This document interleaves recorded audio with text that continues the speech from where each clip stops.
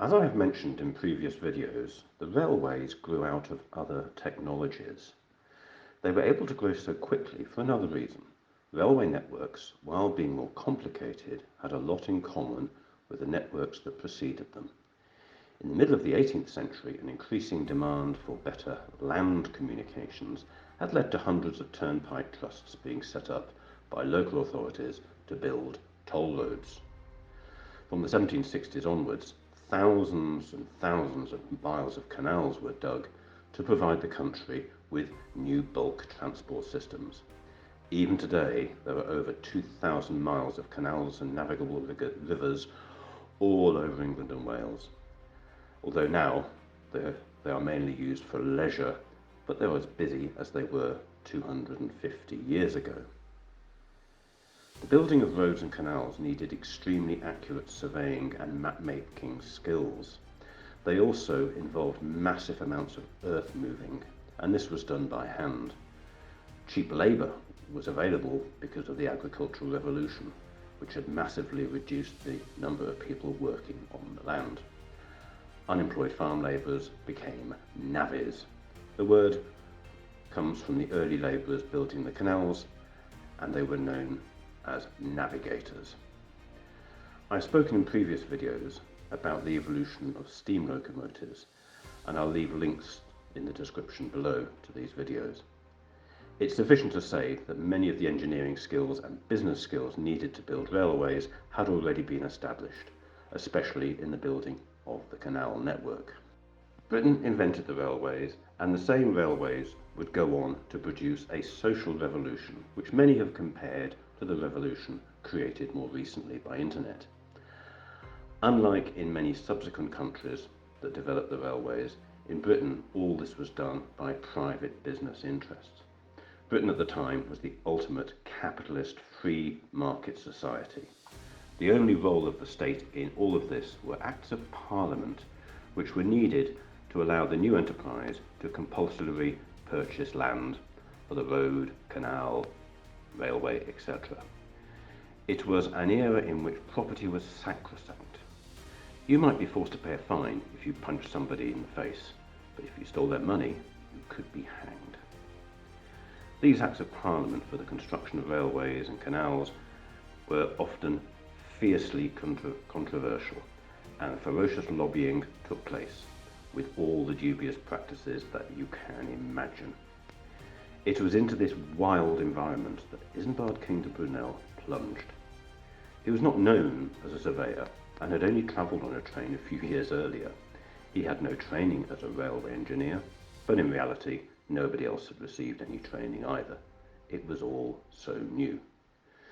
So why was he chosen to build a railway between Bristol and London?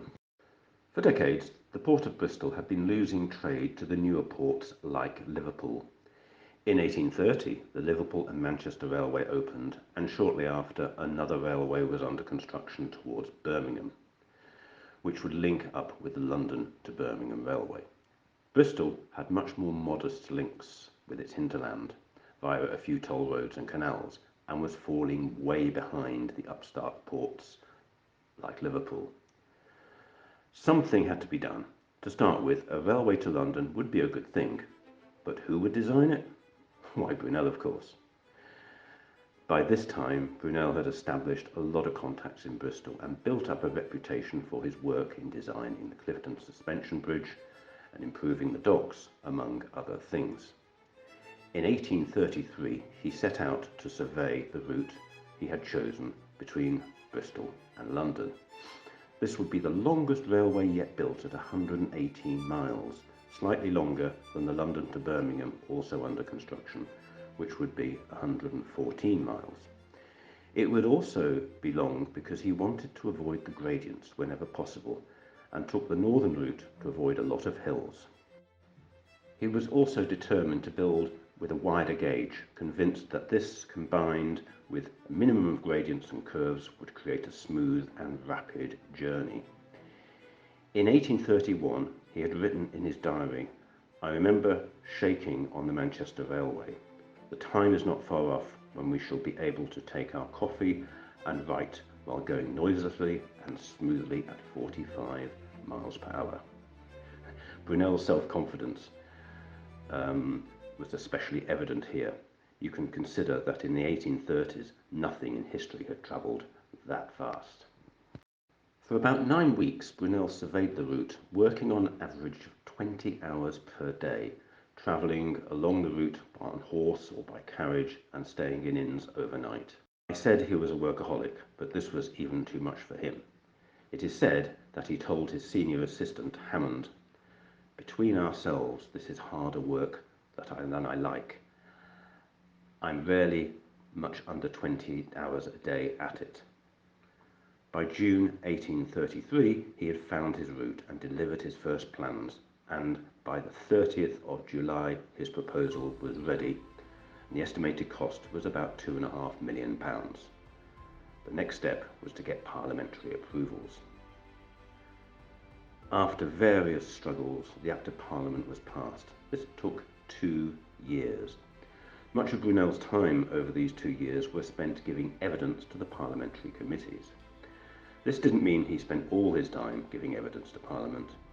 Among the projects that he had going at the time were the Clifton Suspension Bridge, Sunderland Docks, Bristol Docks, Hungerford Suspension Bridge, the Merthyr and Cardiff Railway, the Cheltenham Railway, and others, all widegauge of course. He really made workaholics look lazy. Most of the railway work was from subsidiaries of the GWR. By the time of his death, about 1,200 miles of railways had been designed and supervised by him. It seems that little or no mention was made of the 7'1¼ gauge envisaged by the Great Western Railway, and it's debatable whether Parliament would have approved this if the information had been more prominent or even there. In any case, in 1835 the Act of Parliament went through and the land could be purchased and work could begin. On starting this major project, Brunel was only 30 years old. In defence of the Parliamentary Committee, it has to be said that railway mania was growing more and more each year, and the number of railway applications passing through Parliament increased all the time. Whatever the case, as I've mentioned in previous video, the vast majority of railways use the standard gauge of 4 foot 8.5 inches. Work started on the railway, and the route was often referred to as the Great Way Round by Great Western Railway detractors, because of the diversions it took to avoid gradients. A more pro-Great Western Railway description was Brunel's billiard table. However, there were several obstacles that existed to this plan, and I'll talk about 2.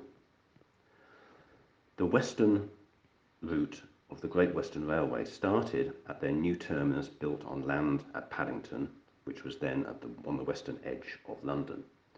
The route went up the Thames Valley to Reading and then swung north. In 1838, the line reached Maidenhead in Berkshire, and here there was a problem.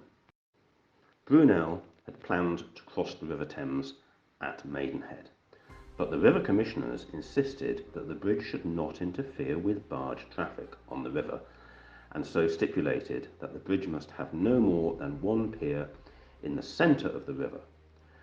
Building a bridge using traditional hemispheric arches would have meant that the bridge would have to be 64 feet high, far higher than the banks on either side. This would meant that a huge embankments on either side would have to take the track up to that height. So much for reducing the gradients. Brunel came up with the idea of flat arches, something believed to be impossible by many people. In fact, most of the engineering world predicted that the bridge that he was planning to build would collapse very quickly. But don't forget, Brunel was also a mathematician. And despite the fact that many thought this was impossible, the maths indicated otherwise.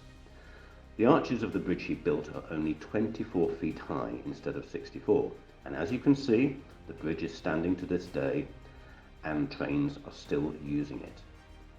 All down to his mathematical genius. The route heading out from Bristol very soon hit an obstacle that Brunel could not go round. He had to go through. This obstacle was called Box Hill.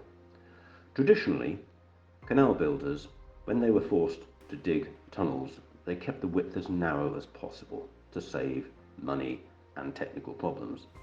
Brunel did not have this option. He needed two 7'1¼ gauge tracks to be able to pass through the tunnel.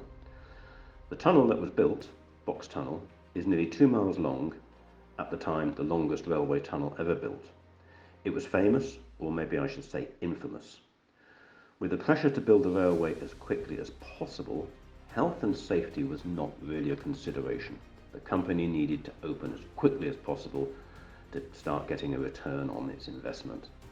The work was dangerous and difficult. There was quicksand and shale under parts of Box Hill. Maybe it reminded him of the Thames Tunnel. Other parts of the tunnel involved blasting through rock using black powder. The combination of being underground with black powder and candles for illumination was, you could say, an explosive combination. The tunnel consumed a ton of gunpowder and a ton of candles every week. It took 5 years to build. Over 100 men died in its construction, and many hundreds more were seriously injured. Sometimes the nearby Bath Hospital looked as if it were in a war zone. In an age without anaesthetics, it's hard to imagine. Something to think about next time you take a train. When it was finished, the tunnel was lined with 30 million bricks. After some failed attempts, there was one area that Brunel realised he needed help with. This was the design of locomotives. He was a civil engineer, not a mechanical engineer. He employed Daniel Gooch, who had previously worked for the Stephenson Company, and a perfect partnership was formed, which lasted for the rest of Brunel's life. A final consideration. Up to this point, railways had either covered relatively short distances or travelled basically north to south. The GWR travelled east and west. This created a new issue, the issue of time. Throughout all human history, time had been measured locally. In every town and village, midday was effectively when the sun was at its peak. I don't want to go into the technicalities, but you know what I mean. In effect, every community was in its own time zone. A few minutes difference from one community to the east or west didn't really matter because the fastest means of transport was the horse. One of the first things that travellers did on arriving in a new town was to adjust their watches, if they were rich enough to have them, to the local town, using either the town clock or the church clock. Railway timetables couldn't operate like this. In the early years, trains using different times could cause chaos, even accidents. This had to change. The solution was to make all stations along the line conform to railway time. This was London time. Local people, especially in Bristol, objected to this imposition of London or railway time. Some people even refused to observe it. This clock you can see in the Bristol Corn Exchange building shows a compromise. It has both London and Bristol time. The GWR between London and Bristol opened in stages, but fully opened on the 30th of June 1841. But of course, they didn't stop there. The GWR expanded all over the southwest of England, the Midlands and South Wales. Brunel designed a lot of these lines and continued to experiment. He couldn't stop himself from pushing technology to its limits. Next time, we'll see an example of this. Bye for now.